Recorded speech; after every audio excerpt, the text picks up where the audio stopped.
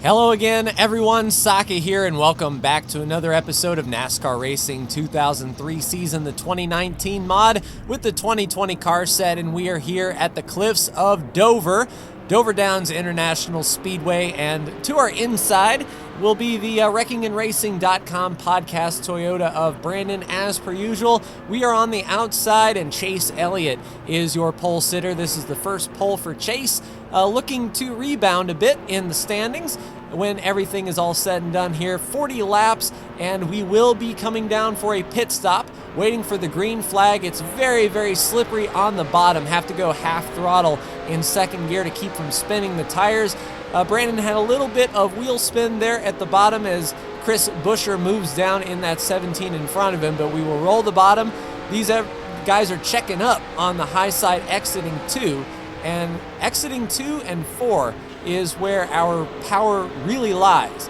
We can get the straightaway speed here under the 34 and looking under the 20 of Eric Jones. We'll probably have to follow Ty Dillon in through the bottom here.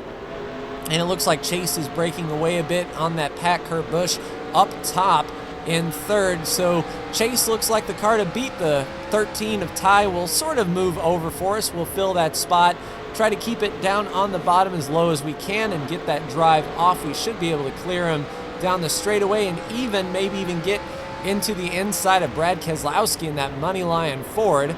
Drove in just a little bit too hard, washed off the bottom, but Brandon follows us right through. And we're sort of the leader here that's going to pick and choose our way, and Brandon should be close enough to follow us through. We have the 95 Christopher Bell. We're going to go right down to the inside, see if we can get the run down into turn 1 and line up behind that 88 of Alex Bowman. And Bell is hanging that outside line, allowing Brandon to get a fender to the inside, but unfortunately that's a really narrow place to catch someone on corner exit. If you can't get out to the wall quick enough, it'll slow down your speed tremendously, and you can see Brandon drop back just a bit. Chase Elliott still paces the field. Denny Hamlin in second, Kurt Busch third, Eric Almirola fourth, and Matt DiBenedetto in fifth. So good run for Matty D. And we'll do what we can here to catch the 88. Everyone here is single file and running their laps. Pit stops may throw a big wrench into everyone's works depending on when they come down. Probably the best strategy for us will be to come at halfway at lap 20 of 40. That way we can get the most out of our tires in both runs. Brandon got a lot out of his tires, sliding up nearly to the wall on turn 2 exit. But we'll be able to gap him just a bit. No pressure out back, really. Everyone pretty much single file now, and that's what we like to see. When we catch these guys, we want to place our car where we want it, and it looked like Chase Elliott moved to the inside and Bowman to the inside of Blaney in the 12. We had to check up a bit. We got into Bowman just a touch. So we'll have to follow Bowman down to the inside as Blaney gets hung up top. Brandon made all of that ground back, and he is right there on our rear bumper waiting to pounce for what we got. But we got rolling roadblock ahead with the 88 and the 12, and both are really slowing up in turn 1. Brandon into us, we're into Bowman. It's sort of that accordion effect. Brandon all kinds of out of shape back there, dropping way back. He might even lose a spot to Brad Keselowski. But yeah, that accordion definitely checked everyone up. Blaney is the slow car for sure. We're going to have to get around him quickly so we don't lose touch with Chase out there. Didn't have the run to the inside, but if we can keep it pinned on the outside, get a fender to his outside, we may be able to get him, but we wash up the track a bit. Can't get all of the power down. Car's pretty tight under acceleration, so we're loose in, tight off as of now. But if we can get that launch off of turn 2 and 4, we should be able to get under Blaney this time. We'll look to the outside again, see if we can roll that, but we'll drop back in line here so we don't wash up and try to diamond the corner a bit and get the power down. All we need is a fender, and there we go, under the 12, keeping it down to the bottom, forcing Blaney up top. Now we're clear, and we can focus on that 88 out in front. Blaney should drop back as he was pretty slow. Harvick helping us out as well, pushing the 21 of DiBenedetto out to the outside groove. We should get a good launch off of turn 2 here and really close up on this rolling roadblock in front of us. And yeah, as you can see, we are here in turn 3, right on the back bumper of Stenhouse and Bowman, trying to pass to Benedetto. I don't want to go 3 wide here, and Bowman moves down low to protect that bottom. We're not going to throw it in all willy-nilly, unrespectable-like. We'll just keep on the bottom if we can to power by the car to the outside. Stenhouse still there, but we should get under the 21 here. And unfortunately, Blaney goes to pass the 47 as well, trapping Brandon behind another rolling roadblock behind us. Chase is gapping that lead out just a bit, and Chase Elliott has not won this year. A win would solidify him in the playoffs for sure, with those 5 bonus points for winning a race. So this is pretty important for Chase, looking good so far. But if Brandon and myself have anything to say about it, we're going to do what we can to get up front. Ride that high line, try to get the power down as best we can. We don't have the momentum to get underneath Bowman this time, but we're set up nicely to get that launch off of turn 2. If we can just touch that apron just a skosh, get the power down, we should get a fender on his inside this time. Drive in just a little bit harder and get it slowed down so we don't wash out too bad. But Bowman right there keeping us honest, and he decides to roll out wisely. Thank you, Alex. He could have given us a really hard time there, but he didn't, thankfully. Next up is Kevin Harvick on the docket and his Stuart Haas teammate Eric Almirola. And then we got William Byron in front of them, and then Kurt Busch having a good run. Kurt is inside the top 16, but could fall out with a bad run, so this top 5 run for him is looking really good. Of course, pit stops have everything to do with this, depending on strategy. We're going to take 4 for sure. The tires wear pretty evenly here with my particular driving style, so I will need 4 fresh ones when we come down. And Harvick looks slow on the bottom. I don't know if it's Kurt Busch that's slowing up Almirola, but we get a fender on the outside of Harvick and are able to power around the outside. We'll have to give him the bottom here. Try not to give too much space. We drove a little bit too hard in there, but we can diamond the quarter almost Bristol style and get that run down the back straightaway, trying to get under the 10, and we can indeed. Almost a 2 for that lap. Not bad indeed. And we'll get on the gas here and see if we can get under Kurt Busch, and then look forward to that 24 of William Byron. Drove it in just a little bit hard. Kurt is still out there. I'm sure he's not too awful happy with us, allowing that bottom to open up for Eric Almirola, but we are clean and green and looking forward, riding in 4th now. So steady gains up front is all we can ask for, getting ourselves the best possible place before pit stops begin. And the windshield's starting to get a little bit flaky. Definitely going to appreciate that tear off when we come down pit road as well. It looks like we're able to catch Byron a bit, and I don't see Brandon back there fighting amongst that. The lap cars, perhaps Brandon pitted a little bit earlier. Not sure the handling of his car. We run the same setups, but his driving style makes the car tend to go one way, and my car tends to go the other. But setting up right here behind the 24 nicely. I don't know if we'll be able to get him in turn 3, but we should be able to get him going into turn 1 if we can just roll this bottom well. And yeah, very good. Almost out of the gas completely for a very long time. The tires have fallen off quite a bit during this run. So 4 fresh ones are going to really make a difference once we come off of pit road. So put us in 3rd place behind Denny Hamlin. And Denny also does not have a win this year, and Byron goes to the inside. Interestingly enough, we'll let him go as we are coming down to pit road this time. We want to make sure we're down to pit road speed before we do the double downshift. The clutch release oversteer and getting that wheel hop going is tremendously bad for what we're trying to accomplish here. But pit crew is on the wall, ready to go, 2,500 in 2nd gear. We want 4 tires and fuel, boys. Let's get our right sides on. Let's go.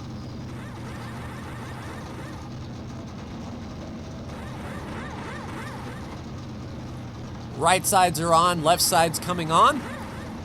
I want to watch those lights stay green. We need to cycle back through, tear off down and away. Try to get the power down on that concrete pit road as best we can. And we do not want to speed here on this green flag exchange. And one thing we have to be very cautious of as we get back up to speed is the car will tend loose once again. And we want to make sure that we don't run into the back of anyone, as we are going to be super fast. But there goes Brandon. Looks like he's got some left side damage. Don't know where that came, but Brandon did pit the lap before us. So that exchange puts us behind Brandon 4 positions. So Brandon very well on the undercut and the delta. We just need to watch out for these cars coming to pit road. I don't think there's going to be any crazy strategy that's going to surprise us any, but we just need to make sure to run as clean and as fast as we can here to make the use out of these tires before our competitors enter pit road and get their service. Looking to the left, I still don't see anyone on pit road. They may be running a little bit further. That way they're sure they can make it on fuel. But every lap that they stay out is great for me and Brandon, as we are going to catch these guys very quickly. And already Brandon on the back of the 15 and the 00, who are coming to pit road this time. So we'll maintain that outside groove. And looking to the left, it is a log jam on pit road. Everyone is coming down, so that should be us back on the lead lap. And we need to come back around and pass these guys again. It's about 30 seconds to get around this joint, so you know the pit time on and off, we should come out ahead of them perhaps. 43 and 17 coming to pit road as well. And it looks like smooth sailing in front. Cars now coming off of pit road. There's Almirola in the 24. That's 4 position. Passing Hamlin still down the apron. And that looks like our leader, Chase Elliott, coming off of pit road. So hitting a few laps before them netted us all of this time that you see out of the rear mirror. And Brandon is now assumed the lead. And he's kind of looking like a modified car there in front of us. That rear tire sticking out into the breeze. I don't know where he got that left side damage. We may look back on a replay and see what kind of trouble he got into. But this is racing for the win here. And the 15 now coming off of pit road. This is lap traffic in front. So as we maneuver through here on these fresh tires, I still think, even though their tires are fresher, we're going to be faster than the back markers, the 15 and the 41 of Cole Custer, unfortunately back here as well. But I think we will catch them. No pressure out back. I only see Chase Elliott, and he is on the straightaway, and he is going into turn 3 right now. So we got about 2 to 3 seconds over Chase. When we came down pit road, we were about 3 to 4 seconds behind. Brandon slipped up a lot coming off the corner there. He gives us the bottom. We'll go ahead and take it. Give a wave out the window. I don't know if Brandon overdrove that corner or he saw us closing and let us go. But I can imagine with that kind of damage on the left side, his car isn't handling the best. That's for sure. Not counting him out by any stretch of the imagination. These lap cars can slow me down for sure, especially if they catch me in a bad place, and if Brandon's within striking distance, he can pounce. Looks like they're running side by side in front of us there. Custer and the 32 of Corey LaJoy still side by side, and the longer they run side by side, they're going to come back to us. Thankfully, they sort their lives out, and they're able to continue single file. But if any of these guys get double file in front of us, that's going to log jam us up really quick and put Brandon, Chase Elliott, and whoever that is in 4th place back in this race fairly quickly if we're caught behind just even a lap behind these cars. It almost feels like the tires have equalized a bit. We're running comparative speeds to the 15, but overall on corner entry, it does look like we are much faster. That's where we're going to make our gains on the 15. Thankfully, we should have clear track once we do get by him to get back in line and make the pass smoothly. Let's go for it here on the front straightaway. Get under that 15 if we can. He takes the bottom. Let's see, do we take the outside? I think we'll have enough momentum on this high line. We just need a fender to his outside on corner exit. Unfortunately, he gets the power down and is able to round that bottom. Looking up in the mirror, Brandon hasn't gained or lost, but Chase Elliott seems to be on a tear, and poor Brandon is under attack from the 9. Brandon down low. It looks like he's really loose on corner exit, especially of 4, and he almost lost it. It looks like 2 cars got around him. So Brandon will drop back to 4th place, may fall into the clutches of 5th place if he's not careful as this race winds down. So will Chase Elliott mount a charge here? Does he have enough time? We need to get around this 15 as best we can and hope Chase has much trouble with him as we did. And it looks like Chase is also running side by side with a car back there as well, hopefully slowing them both down, but the 15 is still within shouting distance. That's the benefit of 2 to 3 laps fresher tires, even on the slower vehicles. But good launch, maintaining a car length, and looking out back, Chase Elliott has seemingly lost 2nd place. And I see Brandon back there running in 5th, and it looks like possibly Reddick got around him as well.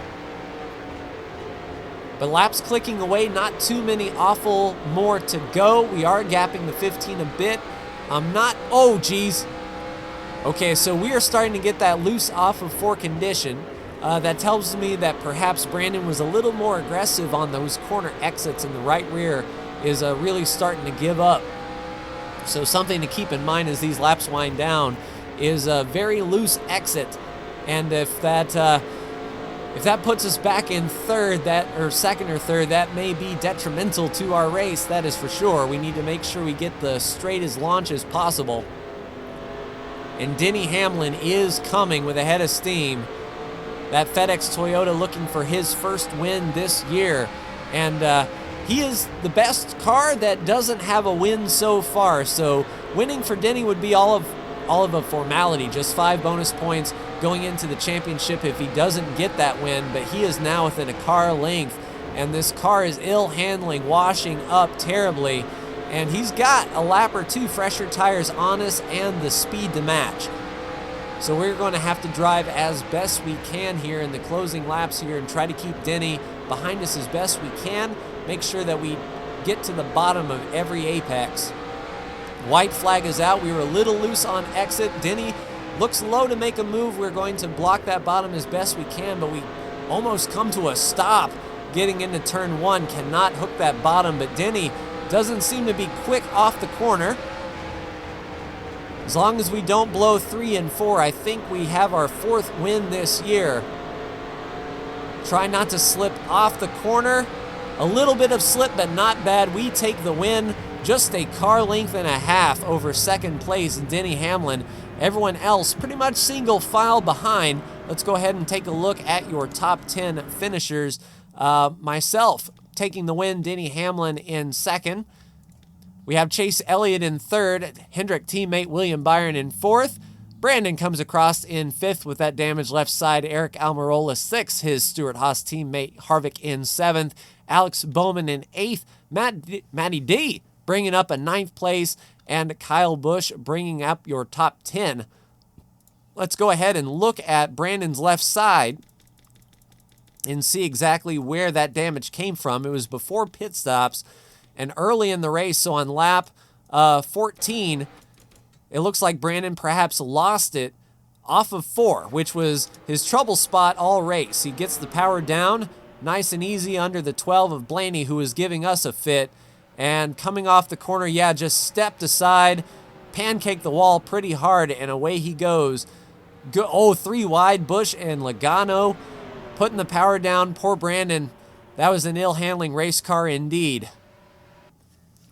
So let's take a look at the standings after Dover. That was our 4th win of the year. Brandon back there in 2nd with 3 wins. Harvick, Kyle Busch, William Byron, and Boyer with 1 win apiece. Denny Hamlin with that good run is in 7th. And as you can see, not competing, Kyle Larson is your cutoff driver. And it was announced just today as I record this that Matt Kenseth will be in the 42, and unfortunately, the next race we've already got recorded without the 42, but after Martinsville, we will put Kenseth in the hunt, and if Kenseth gets himself a win, just like NASCAR, he is eligible for the playoffs, so that will be interesting to look out for in the future, as well as we are going to stay with the preseason schedule. So as NASCAR gets back to real life racing and they modify their schedule, Brandon and I will keep the old schedule true, so you won't see a whole bunch of double headers from us, just Pocono.